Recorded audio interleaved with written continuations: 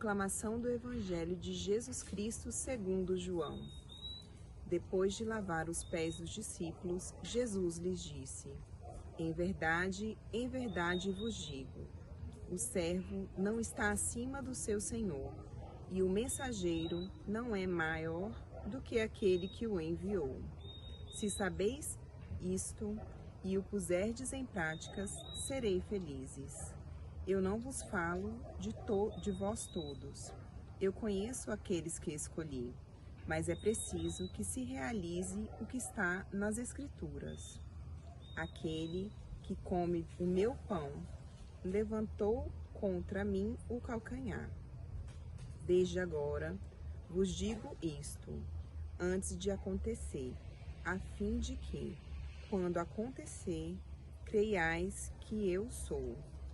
Em verdade vos digo, quem recebe aquele que eu enviar, me recebe, e quem me recebe, recebe aquele que me enviou. Palavra da salvação. Irmãos e irmãs caríssimos, paz e bem. Hoje nós entramos na segunda grande parte do Evangelho de São João, e é justamente o texto que vem depois do lava-pés. O episódio do lava-pés é belíssimo, disso nós falamos já na Quinta-feira Santa, mas eu gosto de falar desse episódio. Vocês sabem que a definição do número de sacramentos da igreja, ela teve que esperar muito tempo, muitos séculos, para chegar a dizer que são 7 sacramentos. Então, existia uma confusão entre os primeiros cristãos, uma ausência de definição entre sacramentos e sacramentais, mas o lava-pés foi aquele gesto que foi por mais tempo considerado um sacramento na igreja. Hoje um sacramental belíssimo, um gesto belíssimo. Eu lhes testemunho, meus caros, que eu vivi alguns encontros de igreja, encontros de comunidade de religiosos, de religiosas, encontros de leigos, que este gesto de lavar os pés abria os corações. Eu via, por exemplo, quando nos meus primeiros anos em paróquia, a experiência de retiro de casais era uma experiência de lavar os pés que abria o coração de um dos cônjuges ao outro, um momento de perdão, um momento de reconciliação. Falo isso porque me está no coração que fosse um elemento resgatado das nossas famílias, nas nossas comunidades. Esse gesto que parece nada, mas que a cada vez é tão emblemático isso, que a cada vez no Evangelho que alguém lava os pés, tem uma crise logo em seguida. Quando lava os pés de Jesus, a reação de Judas, quando em outra ocasião a relação do anfitrião, Simão, ou quando na lava-pés da última ceia, a relação de Pedro. É uma coisa assim que chama a atenção. Mas vejamos, Jesus agora fala não para todos, ele fala para os seus discípulos. Depois de lavar os pés dos discípulos, Jesus lhes disse, e está falando para eles: em verdade vos digo, o servo não está acima do seu senhor, e o mensageiro não é maior do que aquele que o enviou. Agora, uma frase central deste texto: se sabeis isso e o puserdes em prática, sereis felizes. Se sabeis isso e o puserdes em prática, sereis felizes. No Evangelho de João, nós não temos o discurso das bem-aventuranças, que está presente no Evangelho de Mateus e no Evangelho de Lucas. Mas nós temos 2 bem-aventuranças somente. Aquela que Jesus vai dizer, lembram, para Tomé, depois daquele episódio de Tomé, felizes, beatos, bem-aventurados, aqueles que não veem e creem. E agora esta bem-aventurança aqui indireta: se souberdes e se praticardes. Não basta sabermos que Jesus fez isso, caríssimos. A fé não é um exercício de inteligência. Eu sei isso, eu sei que meu Deus é unitrino, eu sei de qual os mandamentos, os sacramentos, está resolvido. Não, a adesão a Deus não é somente de inteligência, não é somente intelectual, mas é com o coração, com a mente, com o corpo, com tudo aquilo que nós somos e temos. Mas saber e praticar, e se assim acontece de saber e praticar, nós seremos felizes. Ou seja, é a segunda bem-aventurança. Não chama atenção?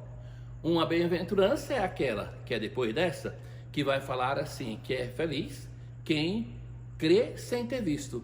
E a segunda bem-aventurança vai dizer assim, que na medida que nós fazemos esse gesto de humildade, de humilhação, de serviço, nós seremos felizes. Sabe, meus queridos, quanta ilusão nós criamos na nossa vida a respeito daquilo que nós somos. E no fundo, muitas das coisas que são importantes na nossa vida só são importantes porque nós estamos envolvidos em primeira pessoa. Então, em torno de nós vamos criando um mundo de ilusão que o outro se torna, e nisso até mesmo com Deus nós fazemos isso, alguém que está ao nosso serviço. E Jesus inverte isso.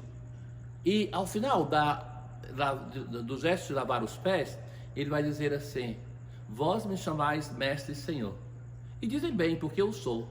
Ou seja, Jesus faz o gesto não negando o que ele é, mas em lavando os pés dos seus discípulos, ele tem a revelação daquilo que ele é. É mestre e senhor. E tem uma identidade com Deus, por quê? Porque fundamentalmente Deus é o nosso grande servidor. Ah, parece um absurdo, uma heresia. Não, não é. Porque Deus, que não precisa de nós, ele eternamente nos amou e nos criou no tempo. Então, Deus não nos criou porque precisa de alguém.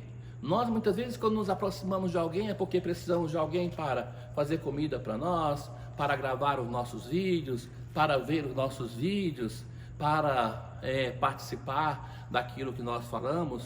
Mas Deus não tem nenhuma necessidade. Então Deus nos cria por amor. E o amor é serviço. Como Deus é eterno, Deus é eternamente amor, Deus é eternamente servidor. Então, ele não podia amar sem ter alguém para amar. Por isso, eternamente, o Deus é Trindade. Mas este amor é um serviço contínuo de um ao outro.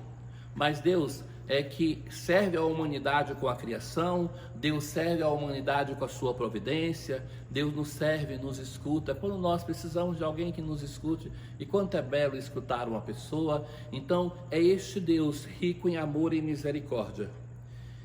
Se sabeis isso e o puserdes em prática, sereis felizes. Eu não falo de vós todos, eu conheço aqueles que escolhi. Desde agora eu vos digo isso, antes de acontecer.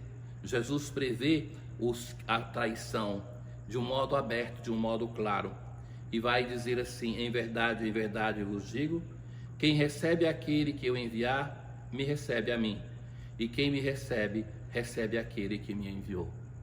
A relação de Jesus com o Pai se mostra também quando ele lava os pés, não somente nos momentos gloriosos. E a nossa relação de amor e de seguimento do Senhor é demonstrada na medida que nós também nos colocamos a serviço. E é interessante que o primeiro discurso que Jesus fala diretamente para os seus discípulos, o que ele enfrenta nesse discurso, qual é o tema central? É o serviço. Essa é a nossa identidade como cristãos. O Senhor esteja convosco, Ele está no meio de nós. Abençoe-vos o Deus Todo-Poderoso, Pai e Filho e Espírito Santo. Paz.